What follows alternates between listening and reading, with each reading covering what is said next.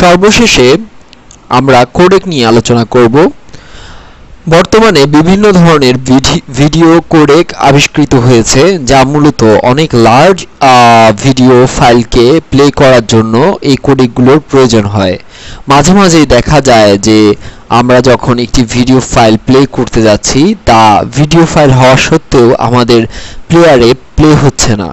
তো সেই ক্ষেত্রে আমাদের ওই ভিডিও ফাইলটি বানানোর সময় যে কোডেক ইউজ করা হয়েছে তা মূলত আমরা আমাদের কম্পিউটারে ইনস্টলড না থাকার কারণে আমরা দেখতে পাই না।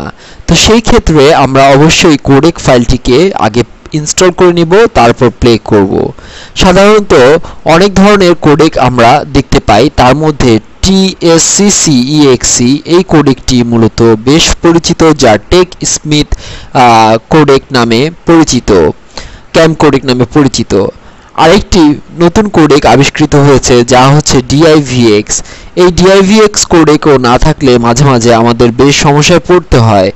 সাপোজ আমাদের বিভিন্ন ভিডিও ফাইল আমরা সাপোজ প্লে করতে পারি না। সো সেই ক্ষেত্রে যদি ভিডিও ফাইলটি DIVX কোডেক হয়ে থাকে, তাহলে আমরা এই DIVX কোডেকটি কম্পিউটারে ইনস্টল করে সেই ভিডিওটিকে দেখতে পারি। আমরা আপনাদের সুবিধার জন্য DIVX, TSCC কোডেক এবং DIVX এর আরও বেশ কিছু রিয়েল রান টাইম কোডেক রয়েছে, তার ক্র্যাকিং কি সহ আমরা আপনাদের জন্য আমাদের বোনাস ডিস্কে রাখলাম, যাতে ভবিষ্যতে আপনারা এই ধরনের সমস্যায় পড়লে এই কোডেকগুলো ইনস্টল করে আপনারা মূলত সুবিধা পাবেন। এছাড়া উইন্ডোজ মিডিয়া প্লেয়ারেরও কোডেক রয়েছে।